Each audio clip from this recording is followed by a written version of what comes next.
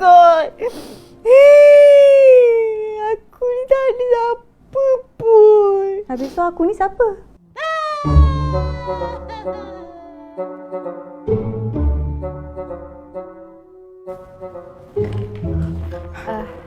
Assalamualaikum. Waalaikumsalam. Ya puan.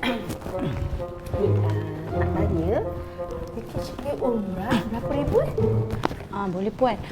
Puan nak package yang mana? Kami ada package biasa, premium dan VIP pun kami ada.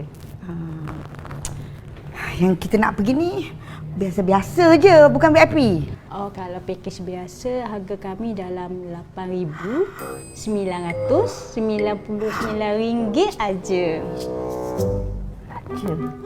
RM8,999 aja. Tambah RM1 jadi RM9,000. Tu. Astaghfirullahalazim. Apa mahal sangat? Zaman dulu aku pergi RM4,000 je. Beza punya banyak ni. Ni apa ni? Nak berniaga buat cara berniaga tau.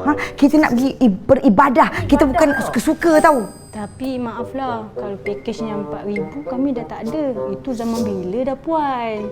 Zaman sama je niat dia nak pergi mengerjakan umrah. Apa bezanya 8 dengan 4,000 tu? 4,000 tu kau naikkan sampai 8,000. Double. Dia pakai baju pun sama kan? Ni nak berniaga ke? Kau nak tengok kau tengok ambil hati ke? Kau tengok tak ada ambil hati. Kau ni kita faham. Aduh. Ya Allah Akbar. Package umrah sekarang ni kalau tak ada 7-8,000, bermimpilah, janganlah pergi umrah. Betul. Macam aku ni, mana aku nak cek duit?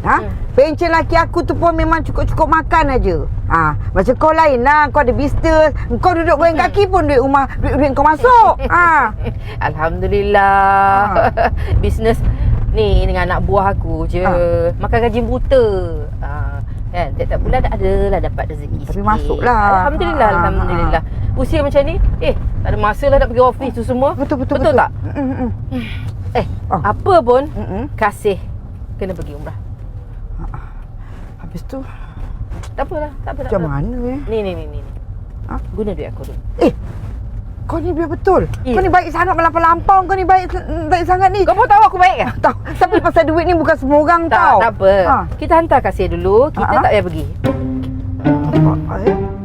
Sedih juga kalau kita tak dapat bersama-sama. Yelah, kalau seorang 8,000, 2 orang Dua dah 16,000. 3